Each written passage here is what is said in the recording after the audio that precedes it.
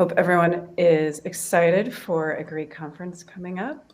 I am very excited and pleased to be able to moderate this really fun panel with some experts in AI. So we're going to jump into it. I am going to have my panelists introduce themselves really briefly. Just what is your name and role, and what are you doing in the AI space currently? Dino, you want to go first? Sure. Can you all hear me? Yes. Excellent. Great. Yes, I'm Dino Murus. I'm one of the managing directors and founders here at Momentum Cyber. So we are a cybersecurity focused advisory firm helping companies of all shapes and sizes. So we work with companies on the sell side, helping them raise capital, helping them with M&A conversations. We help companies on the buy side, large strategics like PwC, NTT, ADT. Work with large private equity firms. Essentially, we're kind of all things cyber when it comes to strategic activity. So acquisitions, investments, partnerships, and really happy to be here with the rest of the panelists. Great, thank you. Sounds awesome. Stefan? Hi, everyone. My name is Stefan Zhu. I'm the CTO of Security Analytics at OpenText Cybersecurity. I've been doing this long enough that I remember when AI was just called math. So I've been building analytics products for about 3 decades, the last decade exclusively in the cybersecurity space. I co-founded a couple of startups, been acquired 4 times, and have worked from very small companies, startups in particular, to very large companies like IBM's Watson Analytics Group, and now the OpenText Cybersecurity Division. I've also been fortunate enough to be involved with the Canadian government on various G7 discussions related to data privacy and ethical AI representing industry. So I guess I'll say, warning, I am a vendor, but I'm still a developer and data science at heart. So you can totally trust everything I say. Awesome. Great. Swati? Hi, everyone. Excited to be here. Swati Joi. I'm the Deputy CISO for Oracle SaaS Cloud, where my team manages 80 plus application across 20 cloud regions. I'm excited to be here to learn from all of you. Couple of things I've been working on, a few different areas of security that I'm responsible for. Vulnerability management, our offensive security, or our adversarial engineering team, our ethical hacking team, then detection and response, detection engineering, incident response, threat intel, and all of that comes with it, and governance, risk, and compliance. I kind of have 2 motions, right? Like customer motion, making sure that we retain, build trust in our customers, and the defender motion, protecting the workloads and the data that our customers entrust us with. Excited to be here. Awesome, thank you. And Martin? Hi, everyone. Thanks for having me. It's great to be on the panel. My name is Martin Stanley. I'm the Strategic Technology Branch Chief at the United States Cybersecurity and Infrastructure Security Agency, where we lead the national effort to understand and manage risk to critical infrastructure. This is cyber physical risk. Our team has about $100 million annual R&D budget, and a lot of it is focused on artificial intelligence. And we've had a great collaboration with NIST.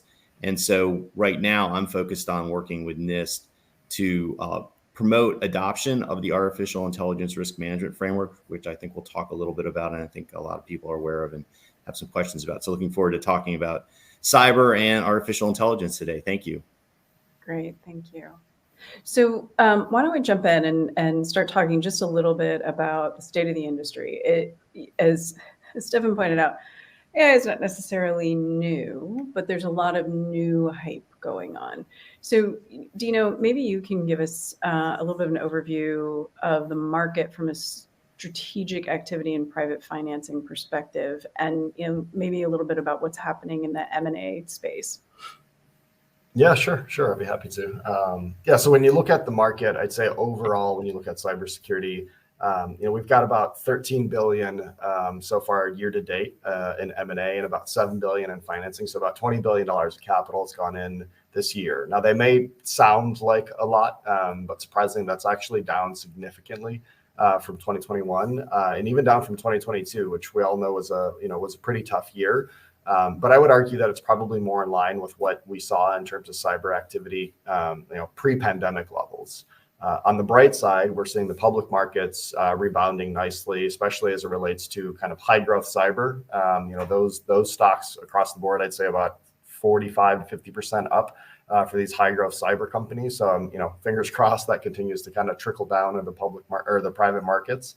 And then I will say, even though from a volume perspective or the dollar spent perspective, the deal flows, a bit lower this year. The number of deals, are not too far off from what we've seen historically.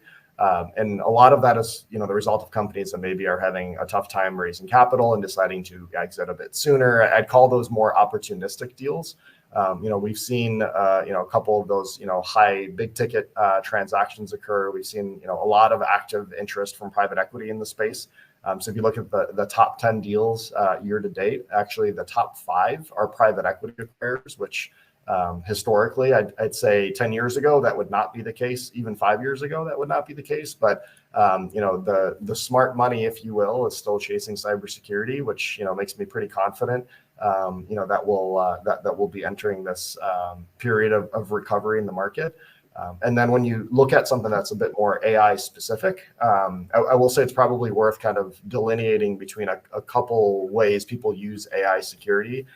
Most of the time when you hear people mention AI, as it relates to cyber, they're usually talking about, threats that are leveraging AI or defenses that leveraging AI, not necessarily threats against the AI itself. So like with any changing infrastructure tools, anytime you have this rapidly evolving kind of tool set and capabilities that are being, I'd say integrated into enterprises at an extremely high rate, you're also kind of uncovering new kind of attack surfaces, new attack vectors.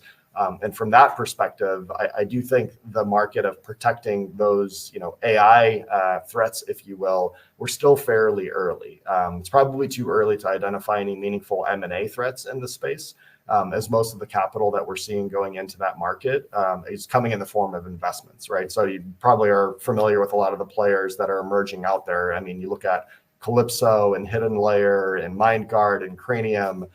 We're talking about companies that are at like the seed Series A stage.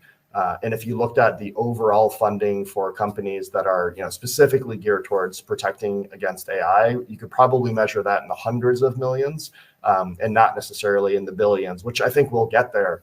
But when you look at the tens and tens of billions that are going into, AI as an industry, I still believe we're playing catch up as it relates to the amount of financing that's, flowing into the AI security vendors that are out there. Oh, that's super interesting. Okay. So it sounds like the market is getting a little bit stronger again, but we're still really slow from a cybersecurity AI protection space. So that's super interesting. Thank you for that perspective. So as we know, as more and more of this technology pops up and more vendors start adding it to their products, the regulators are all over this right now. And Stefan, you've been playing a really big role into this. How have the regulators reacted to this explosion in AI and AI-powered everything? And what will this look like as compared to maybe, GDPR in the EU? I love how you're giving me the regulation question, Marnie. If there's any hat that I could wear that could cause more fear in this audience than the vendor hat, it might be the regulator hat. That said, I'm obviously not a regulator, but as Marnie said, and as I sort of described at the top, I have been fortunate to have been involved with the Canadian government on certain issues related to AI. And so I can speak as an observer and as a participant. And the short answer is yes, AI regulation is coming. It's tangible, it's real, it's inevitable. Even today, every major company has at least some position on AI regulation. The EU has the AI Act, which is sometimes called the GDPR for AI, which is already approved. It was approved back in June, and it's expected to become enforceable in 2 to 5 years. The US, of course, has the AI Bill of Rights blueprint, which they're working through. Both the EU and the US are taking a risk-based approach, which we can talk about later if there's interest. Canada has the Artificial Intelligence and Data Act, UK, and so on and so forth. So essentially, every major country already starting to propose what AI regulation would look like. All the proposals are slightly different. They do need to take into account local laws related to that country or district. And so what's nice to see, however, is that there is emerging coordination globally across different countries and also between industry and government. We just finished the G20 Leaders Summit this weekend, right?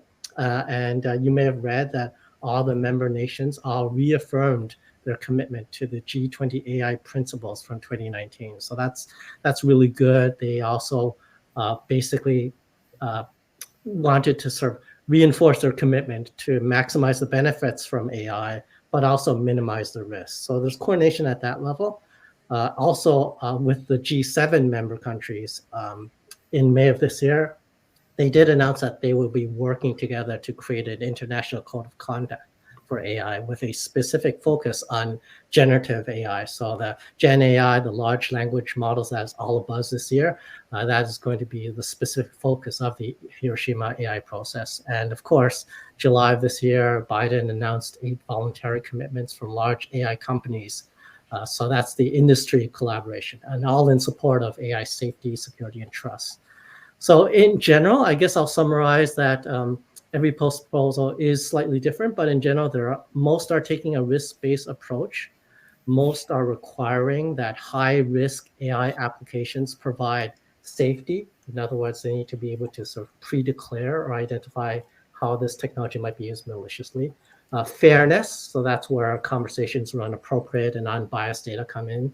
Transparency, so being able to provide some meaningful description of the models or the approach. Monitoring, so some notion of human oversight and reporting.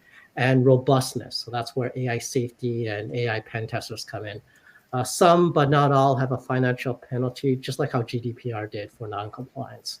So you asked about GDPR. I do think that that's a good parallel.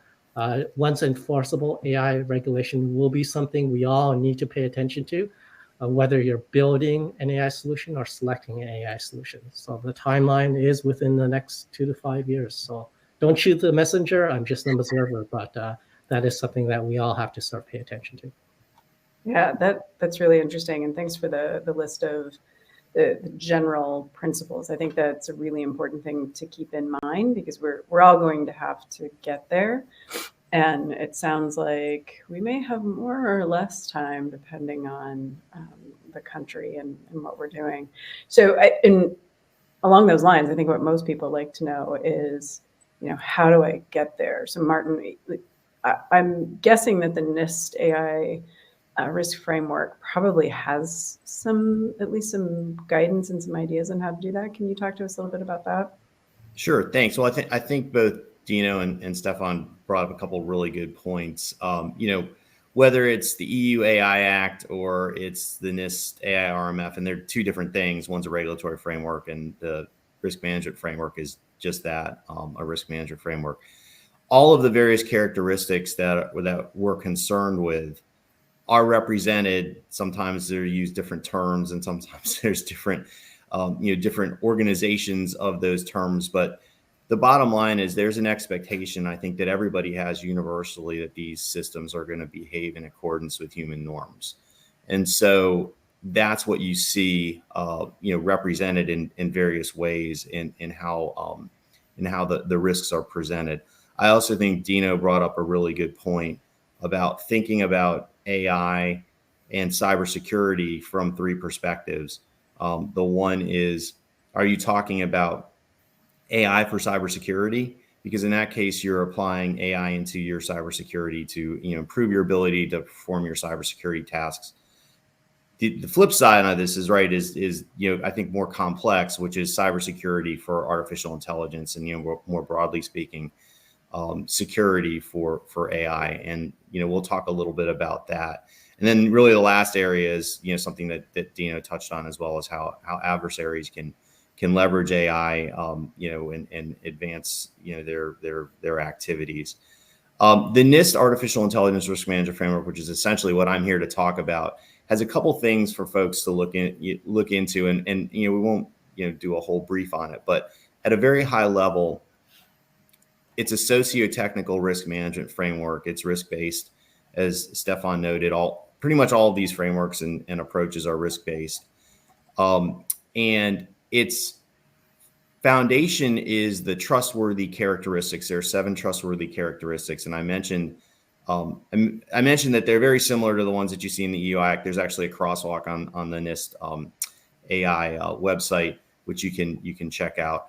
But what we're talking about is security and resiliency. We're talking about safety. We're talking about free from bias, explainability, privacy enhancing, et cetera, et cetera, et cetera. All to the objective of ensuring that AI systems and managing the risk of AI systems to operate within those human norms that we talked about. And I think as we start to think about this, what are those risks and how do we identify those risks? That's where the framework core comes into play. And there's, if folks are familiar with the cybersecurity framework, it's the NIST cybersecurity framework. It's built out very similarly into core functions. The 4 core functions of the AI RMF are govern, map, measure, and manage. And so we'll talk about those, individually. Govern is where you look at how your organization and your organizational enterprise risk management will account for the new and different risks presented by deploying AI systems and potentially by folks that you work with or your ecosystem leveraging AI. That's a core function. It sits in the middle, and then around that are multiple are those other functions that I referenced. Map is where you look at your basically you want to identify what your use cases are. And I think that's maybe the biggest difference between the AI RMF and the EU AI Act is the AI RMF doesn't have buckets for use cases where the EU AI Act does. And again, they're 2 different things. One's a regulatory framework and one is basically a flexible, adaptable risk management framework. But so in that map function, what you're looking to do is take your use cases and identify what your risks are. And one of the things that we're working with the community in adopting the AI risk management framework is how do you go about framing risks? It's a challenge. The second piece of it is measure. Measure establishes criteria with which you examine and monitor your AI system to ensure that it's operating within that risk tolerance that you have.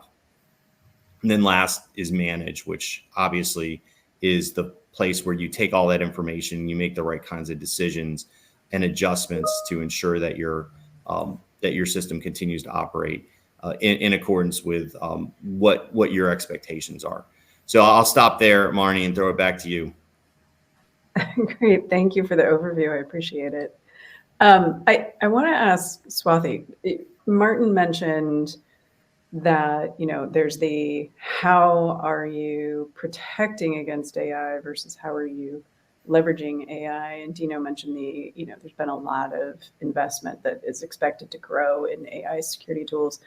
Crypto and blockchain promised originally to be like one of the most transformative technologies since the internet, but we really had a hard time finding useful applications in most cases from a cyber standpoint. So I'm kind of curious, what do you think about the hype, and how are you seeing that sort of play out from a practitioner standpoint? Yeah, I thought the same initially when all of this talk, about AI, and I know Dino and Martin mentioned about, use of this language. Sometimes it's changed interchangeably, right? Even I was like, oh man, is this? But after sort of years of hype, I'm so excited, finally when I was able to play with the ChatGPT and Bird and few others. Like I'm so excited by it. I think to your question, bottom line up front, I don't think this is a hype. This is here to stay. I think this is a huge shift in the industry. I was talking to one of the founders of a security company a couple of weeks ago, having coffee. I think he said that this is probably the largest shift since the internet was formed. And I think I partially agree with that, right? And I think one of the difference between the hype before with, crypto and Web3 and the others and now is we have found hundreds of way of how Gen AI can be applied, right? Like from getting personal headshots without even being in front of the camera to I ran a personal experiment a couple of weeks ago where I answered all my personal email with a prompt. Like I didn't personally type it. So it was an interesting experiment from, maybe getting a personal assistant to getting somebody, instead of getting somebody to plan your travel, like doing the initial, draft and review of your travel plans from a bot, right? So there are, like, I'm excited by the numerous kind of consumer perspective, the kind of companies and the innovation we'll see. And on the other side, as a security practitioner, now I have this responsibility, right? As security, we want to enable the business. So how can I enable the company that I work for and the customer data that I protect to move faster? And on the other side, how can I be a defender now to, Stefan's point and to Martin's point of what are some of the threats to the LLM models, to AI, and how can we protect from that? And then there is a whole conversation about now, how can I use this exciting technology on the security side to be a better defender, to be, how can I protect large language model attacks using LLM? So like a total, inception here to see how can we do that. So yeah, I'm excited with all of these possibilities. Yeah, it's been really interesting and exciting to see. I think I likened it in a conversation with a colleague not too long ago around, when robotics really became big in automotive production. And there were a lot of people who were worried about job loss. And it's interesting to see the shift in what Gen AI can actually do, like answering emails, which would be lovely. But I think it creates a whole new set of jobs that weren't there, 5-10 years ago. So I do think it's exciting and has the opportunity to really make a big shift. So, but Swati, you hit on something. You talked about, from a security standpoint, as a security practitioner, as a security leader, like what are you seeing from an attack standpoint around Gen AI, and how are your teams defending against those things? Have you seen AI being used for attacks? Yeah, I think to Dino's point, some of these attacks are still very early on. We are seeing, big, large cloud providers coming up with sort of new machine learning specific tools, which is so great to see. Some of the basic functionality or the basic frameworks to defend against stays the same, right? Like you have certain policies that are in place. You educate your users on what type of sensitive data to use when you're playing with these models. Some of those frameworks are still the same, having a great, incident response framework to run through the incident if one happens. So all of that is same. What's interesting is some of the other realistic threats we've seen, right? I can kind of talk a little bit about two buckets. We are seeing threats against confidentiality, might be IP theft, input derivation. How can we get training data out of the models? And then, of course, sort of more extreme of like actual model theft, right? So that's against confidentiality. Then I'm also hearing about kind of threats against integrity, right? Like prompt injection, very, very kind of similar to our old school SQL injection, right? And a lot has been said in the media about when sort of the AI model gets to be really unruly, right? Like some really racist responses or criminal responses, kind of jailbreaks, right? And then, of course, we're also talking a lot about data poisoning, introducing bias and false information. And of course, I think some of the other ones will be around backdoor. How can a backdoor be installed in a model? And how can we, do data exfiltration and attacks? I think there's a lot kind of going on in terms of, security researchers are kind of trying this out, seeing how the data plane and the control plane, and then there is the browser plane. How are sort of these three planes reacting? How is the, injection, actually working? So I think I'm excited by a lot of the videos and a lot of the materials that are coming out. So I think these are sort of the, on a high level, kind of if I were to bucketize these would be the ones that I would be concerned about. Awesome, thank you. I just wanted to put a note while we have a minute to pause that for the audience, if there are questions you'd like to ask the panelists, we'll leave a little bit of time toward the end. So feel free to ask some questions.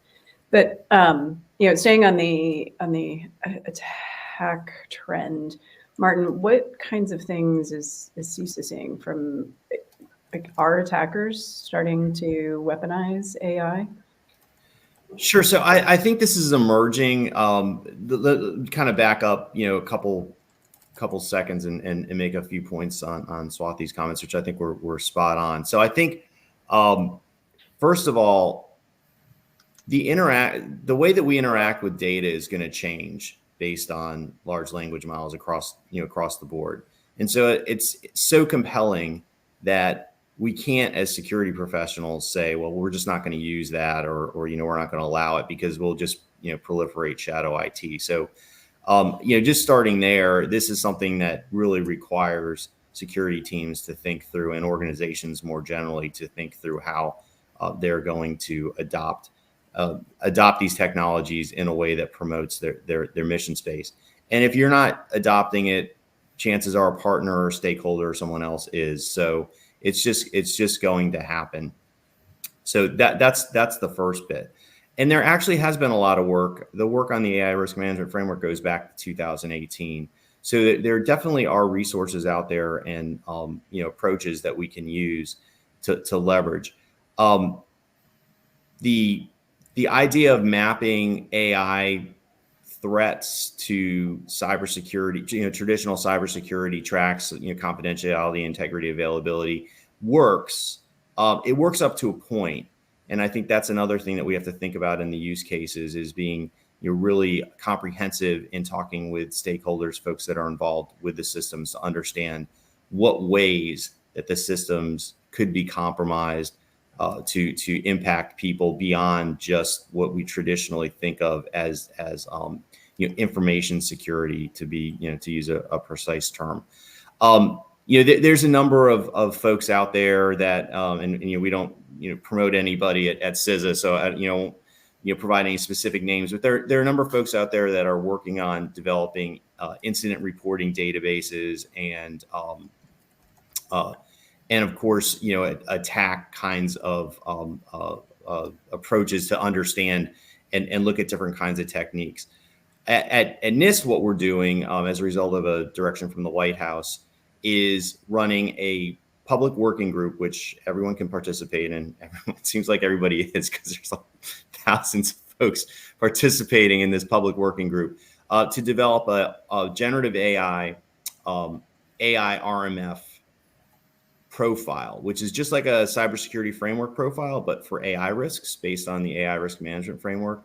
We have 4 different tracks, and I think this gets Marnie to the question. One of them is incident disclosure, which I'm the co-lead for. Another one is red teaming. Another one is govern, and we talked about the importance of governance. And then the last one is content provenance, which I think gets to some of the other concerns that folks have around the production of information, or the prediction of information based on data, which is what large language models are doing. That is going to be open for, I think, worldwide public comment. So, NIST standards are generally open for extended comment periods. So please be on the lookout if you're interested in any of those areas to make comments once the public draft is produced, probably towards the end of November or early December. If you're not participating in the working group, you'll still have an opportunity. So let's go back to the question about incidents and incident disclosure and incident response and all of that. It's an emerging it's an emerging area. We are having some very interesting conversations simply around understanding what exactly an AI incident is and what the definition of an AI incident is. And in these conversations, I've said, well, I'm a security professional, and we can talk about security incidents pretty succinctly. They're a compromise of confidentiality, integrity, and availability, right? I mean, generally speaking, we're able to talk about it very simply and succinctly, and we need something similar. For AI, and we also need some standard terminology and approaches, and we need to link it back, I think, to some of the existing ways that we report incidents. At CISA, we are responsible for taking in mandatory incident reporting for cybersecurity incidents from many stakeholders. And so as a result of that, we want to make sure that any kind of AI incident reporting is integrated into that effort as best as it possibly can, where we're able to reflect and not compromise the incident reporting that works very well today for cyber incidents, and not confuse matters for reporters who, I can assure you, having run a security program, I've been on the receiving end of multiple incidents that I had to report. And, you don't want a lot of confusion about what and when you're supposed to report when you're trying to deal, with the incident in progress and remediation. So hopefully I answer your question. It's still emerging. I think that there are actors out there that are trying different things. In many cases, it's hard to make the determination is an AI incident something that's as a result of a malicious activity, or is it just poor performance or model drift or something like that? Yeah. So before we leave you, Martin, and I think between you and Stefan, you can answer Sure. this. Question from the audience was from Mayank was, can you please talk a little bit more about the difference between the NIST framework and the EU framework? And so I'm going to let you two go back to that. Sure. Let me just kind of repeat what I said, twice, just to be really clear. Most importantly, so I don't get in trouble. First and foremost, both the NIST AI risk management framework and the EU AI Act are both risk-based. And Stefan, maybe you can talk about that a little bit, what that means. But I think the major differences between the two are the NIST risk management framework for artificial intelligence is a voluntary framework focused on AI risk management. The EU AI Act is a regulatory framework for the regulation of AI across the EU. It includes a lot of risk language, but you could actually use the AI risk management framework to meet objectives that are outlined in the EU AI Act if you wanted to, or you could use any other kind of risk management framework as well, because there's such a similarity, as we talked about earlier, between the different kinds of terminology. They're not one for one in all cases, but they're super close, and they get around that overall objective that I mentioned before, which is there's an expectation that these systems are going to perform in accordance with human norms. And you can't get too far away from that, because it gets at all the different kinds of concerns that Swati was articulating, beyond just, confidentiality, integrity, and availability. Stefan? Yeah, I absolutely agree with you, Martin. The biggest difference to keep in mind is that one is a regulatory framework and one is not. So that's the most important thing. There is a sort of commonality in both the definition and usage of a risk-based approach. But there are some important nuances. So the EU Act does, I think, a pretty good job defining what a high risk versus medium risk versus a low risk AI application looks like. It even goes so far as giving some specific examples. So in some ways, it's a good read if you're into reading these sorts of things, in that it sort of clarifies exactly what is meant by high risk AI applications. So I think that's a benefit of the EU Act. The other thing that I think is important to keep in mind is that the EU Act sort of talks about some of the consequences of not implementing some of these control systems in place, but they really don't specify implementation. So a nice interplay between the EU Act and the NIST framework is the NIST framework, I think, gives you something that is implementable. It gives you a structure upon which you can sort of help your company or your business be compliant with these upcoming regulations. So I see that as a good, important differentiator and partnership as well. We'll take this chat on the road, Stefan. Sounds good. That was really helpful. I appreciate it. There was another question. I'll go ahead and do this one, and then anybody can jump in. Regarding AI changing how we interact with data, like data indexing, querying, et cetera, can you speak to how that could change data governance activities? Would we need to develop more specific data access and authorization controls? I'm not sure who wants to grab that one. I can take a crack at it. It sounds like Swati has some more realistic opinions as well. So from a technical perspective, it does change it because it's a little bit harder. In the old world, before AI models sort of started doing what they did, it was very easy to have a binary approach to access control. Like you could look right to the level of a row of data in a database. You can say, okay, this person in HR, he or she has access to that role, but this person in finance does not, right? So it's very easy to define these sort of binary black and white access control rules. When you have an AI system in between the consumer of the data and the data itself, it becomes a lot harder to be able to do that, right? Is the output of an analytical model, is that sort of tied to that role that this person is not allowed to see, or is it not? It's very fuzzy, right? And in fact, it's with these large language models and these large neural networks, it's literally impossible to determine whether the output, the analytical value that you're seeing, is directly tied to that one data element or not. So all of a sudden, these binary access controls don't work anymore. So we need newer mechanisms put in place. And some of those mechanisms haven't been invented yet. So that's a challenge. Yeah, I think the governance definitely has to change because if we consider sort of some of the attack vectors, right? Like if we consider data poisoning, now we use a different word and replace it with a different word, hoping to get, say, a very bad outcome. So a couple of different ways, right? And now I think somebody mentioned a risk of insider threat, which is true. I think we could have, insiders trying to manipulate the training data.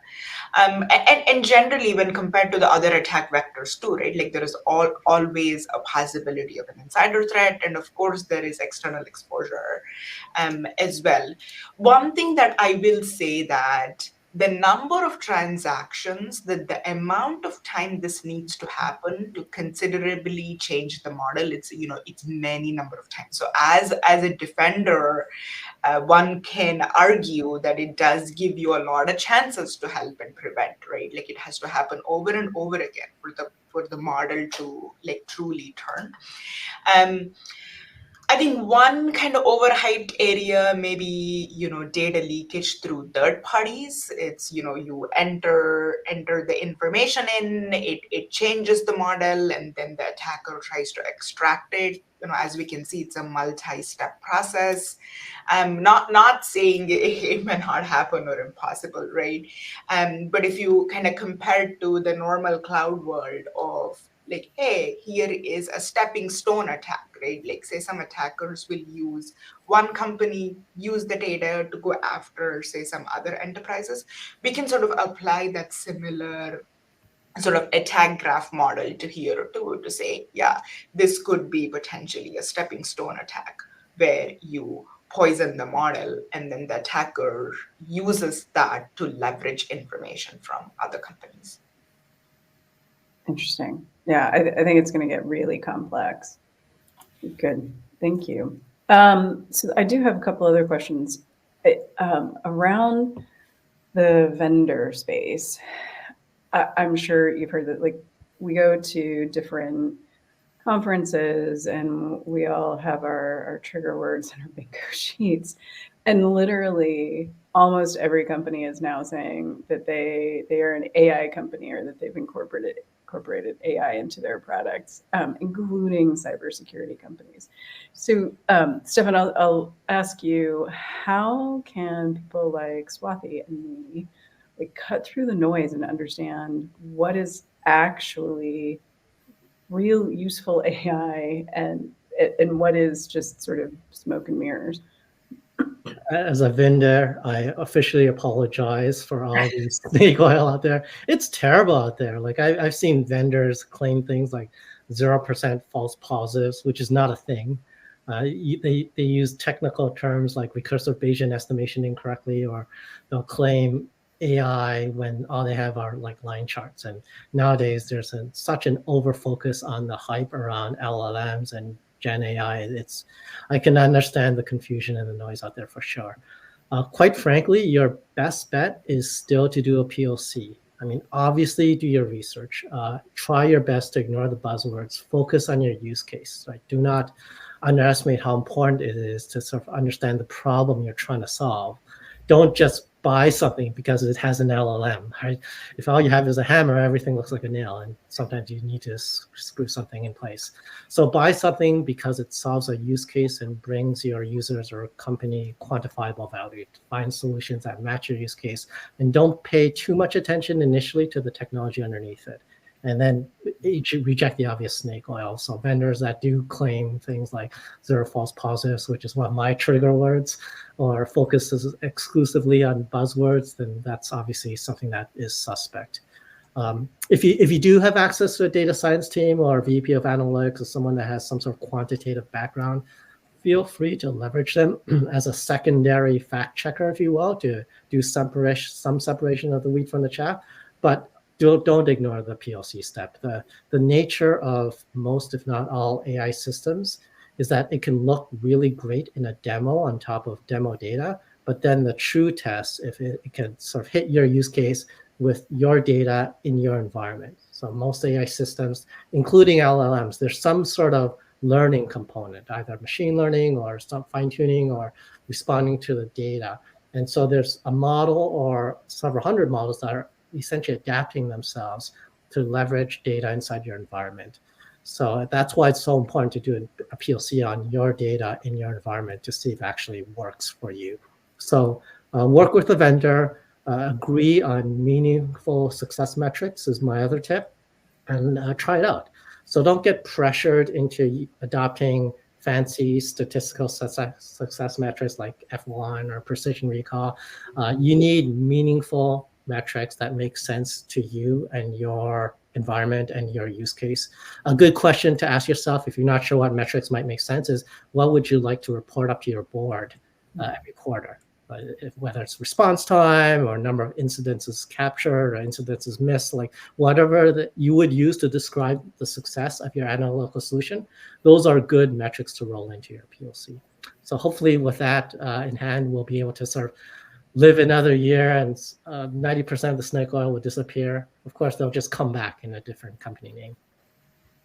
Potentially. So actually, speaking of that, Dino, you mentioned that you're starting to see some investment and some growth and acquisition in that area. Like, what are some areas that cyber companies are looking to leverage AI? How well is that, or how well do you think that's working? And what do the larger players need to do to stay competitive? Yeah, it's a great question. If you believe the claims made on the websites and the industry conference booths, I think 98% of the companies out there already have AI fully baked. So I think we're all set. But all joking aside, I mean, I would say, we already see AI kind of weaved into the current cyber solutions. I'm sure none of these areas are going to be surprising to you. I like how Martin phrased it, like the distinction between AI for cyber, or are we talking cybersecurity for AI? On the AI for cyber side, which is where most of the large players really have made progress. Like I said, it's going to be no surprise, right? Things like network traffic analysis that is literally impossible for a human to do, to actually be understanding kind of the ingoing and outgoing, network traffic. So being able to analyze that and identify threats is something that, we see, AI, ML. I mean, I know those words get used interchangeably, but we do end up seeing quite a few capabilities that leverage that. I mean, malware detection, we know that, obviously we've known for many years now that, signatures aren't sufficient. So, we got to look at more behavioral elements. Security analyst augmentation, I think from, the force multiplier perspective, I think adding more capabilities and being able to mimic that human behavior to, take care of and, the analysis, the remediation of some of these lower level tasks, I think is a common use case and where we've, seen companies leveraging AI in the past.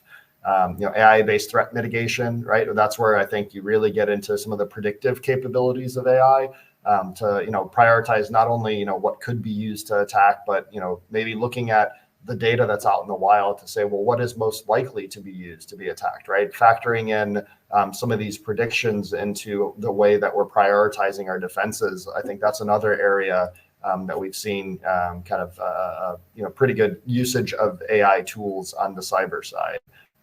I think on the cybersecurity for AI side of the equation, I mean, I think, Swati, Stephen, Martin already covered a lot of these attacks, so I won't, rehash those. I will say that, there are some nice, frameworks and bodies of knowledge that are out there. I'm sure you're all familiar with MITRE.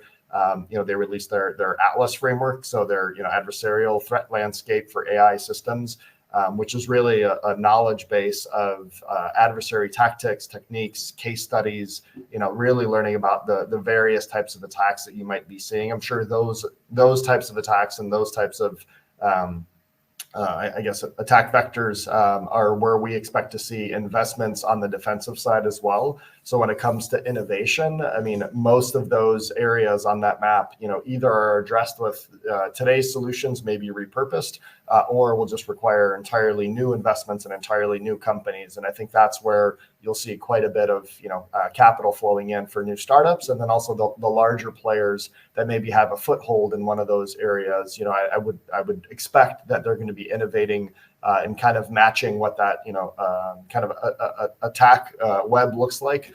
We'll probably see kind of the corresponding defenses that are going to be popping up that correlate to that. Awesome. Let's go. I have just a couple more questions. Stefan, what are some exciting examples of ways security teams are using AI in new and innovative ways? Oh, great question. I mean, at the end of the day, AI is just math, and AI in computers is just automation. So even in the era of ChatGPT, there's nothing an AI can do that a talented human can't do. You just don't have enough talented humans. So all of my favorite examples, and I'll give two here today, are the ones that highlight the power of this human-machine partnership. So the first example is automated threat hunting. So Joshua actually asked a question in the chat where he asked about whether AI could help detect privilege escalation. And I've actually seen AI repeatedly successfully detect privilege escalation, which is notoriously difficult to do, including using living off land attacks, which makes it even more complicated. So the detect step, AI has been doing that for a little bit of time, but a threat hunter does more than that, right? A threat hunter detects, then turns it into a generalized pattern, builds a hypothesis, tries to find other examples of that in his SIM or data set, and then potentially turns it into some sort of automated response. So AI as an assistive technology can assist with every step of that process, including turning what the human threat hunter just found into a model that is more generalized and can be deployed into production so that this type of attack or any similar type of attack can never succeed again. So that's a first example. It's very exciting. The second example is assistive AI for security research and storytelling. So this is my Gen AI example. So using generative AI to better utilize all the security data that is both external and internal to your companies. So external data like TI feeds, security research papers, dark web stuff. Internal data, what's in your SIM, what's in your log files, basically joining them together and giving you a conversational interface to interact and query and visualize that data to help you better find bad guys. I'm super excited about this. There are risks for sure about AI. We talked about this already, but the rewards are definitely there. They're real. And what I've seen in our labs are capabilities that are incredible and worth the journey. That's exciting. I'm going to put that out to the rest of the panel too. Have you seen anything that like gets you excited about some of the solutions you're seeing? Yeah, I want to add a couple of examples. Dino mentioned, we've already kind of integrated a product into our SOC. So this is our decision intelligence engine, right? Like where we have a couple of senior analysts kind of training the model, and we've been seeing some really good results from that. So I think those are really, straightforward. Why wouldn't you use the technology to get your gains? And then another sort of smaller example is the security questionnaires. My team dislikes doing them. I'm sure our vendors dislike getting them from us. So, how can we use sort of a knowledge base, right? Like where repeated questions are answered easily, so we kind of not spending a whole lot of time. And there are a lot of standard vendor questionnaires out there. Why can't we have sort of answers from our audit evidence gathering and our questionnaires, sort of put them into a pool and use them, right? So that's kind of another easy use case that we've seen success with. The other one, just to what Stefan mentioned, I'm really excited about using, LLMs to build detection models, right? Like our detection engineering team has been kind of working on that. Specifically, web application firewall logs. A lot of times, the efficacy of the detection is so important.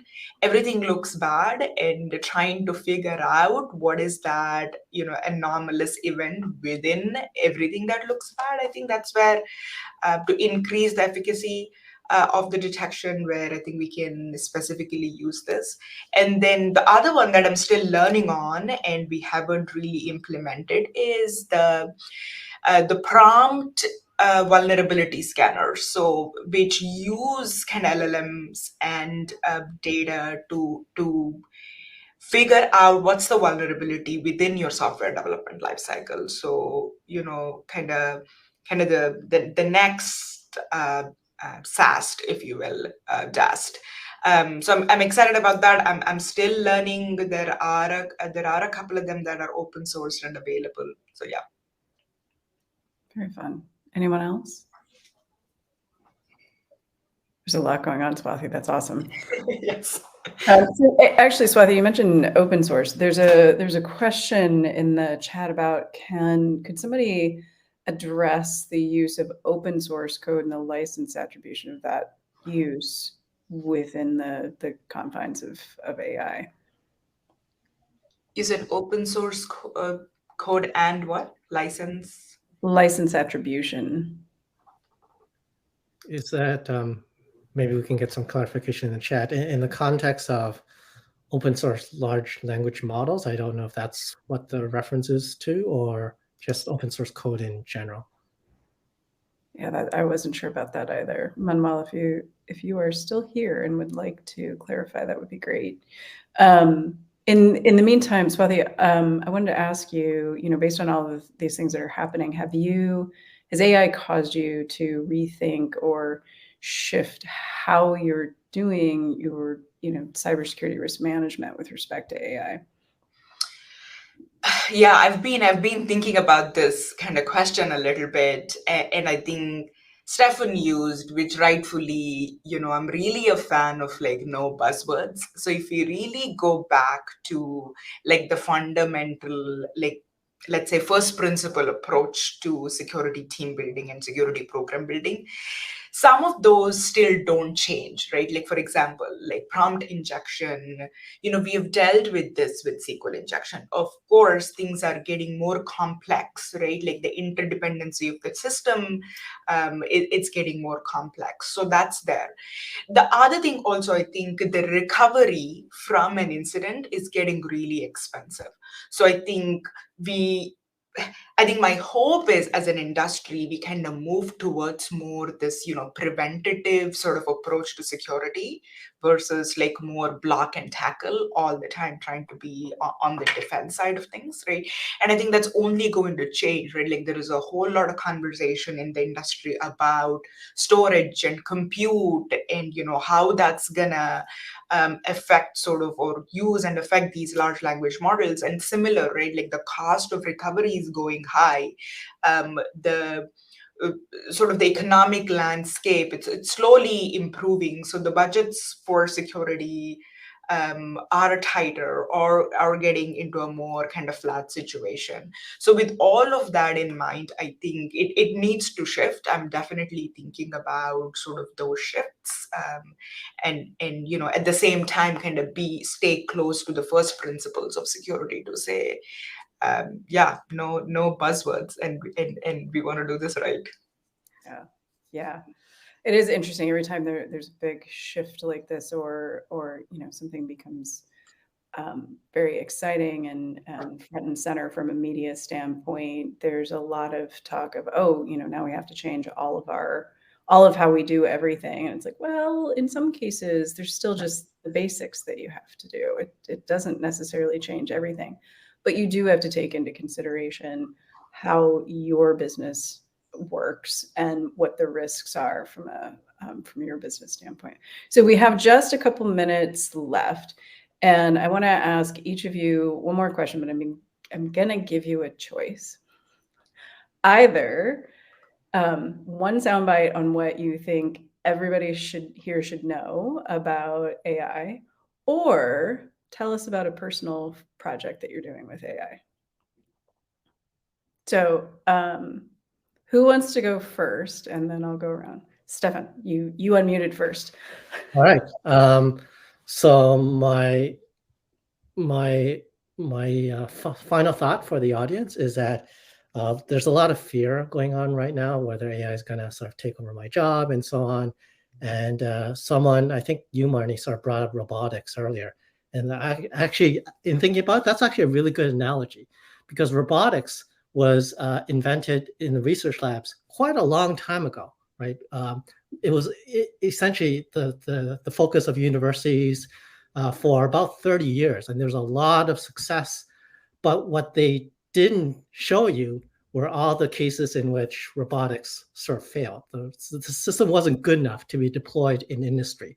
It actually took a couple more decades for industry to be able to adopt robotics, because they need to hit that 99.9% accuracy.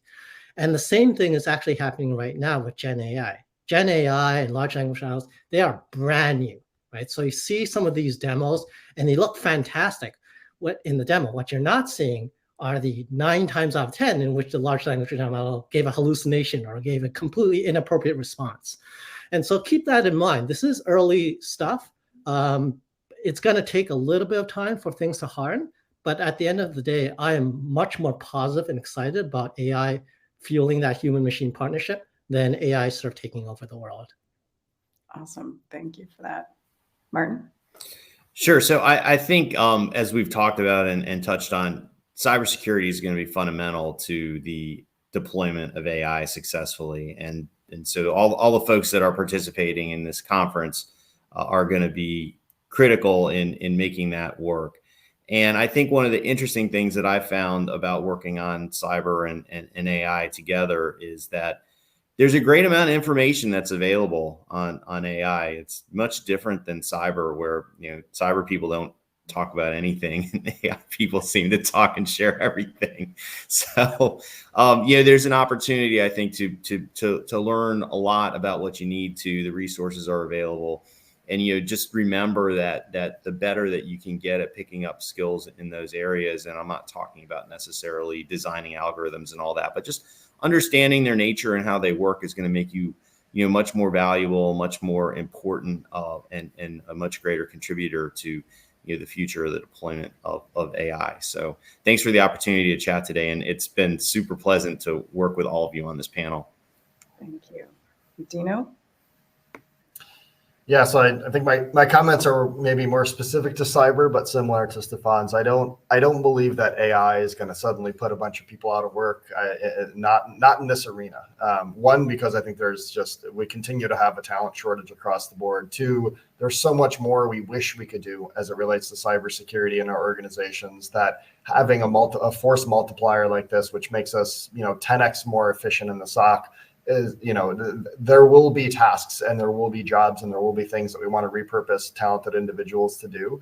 I almost feel like what is that Parkinson's law that talks about like the task will take the amount of time that you allot for it. If we have 10 people on our staff, we will find work for them and we will make sure that they are busy and helping us kind of improve our security posture across the board. So from that perspective, I think AI is just one of many tools and force multipliers to make us better and make us more resilient as an industry. And I, for one, I'm excited to see kind of the possibilities that open up as a result of this innovation. Yeah, I agree. Absolutely. And Swati, we will close out with you. Yeah, I think I would encourage the audience to kind of learn AI terminology, right? Like different types of learning models. That's what I've been kind of focusing on, and learning, inference, how machine learning inference works. So kind of educate yourself. It's not really scary. Once you learn it, get to know it, you can definitely understand the concepts better. So yeah, thanks for having us, Marnie. Thank you so much, everybody. I really appreciate your time today. This was amazing, and I think the audience got a lot out of it as well. I appreciate everything. Thank you, everybody. Enjoy the rest of the conference. Take care. Thank you all.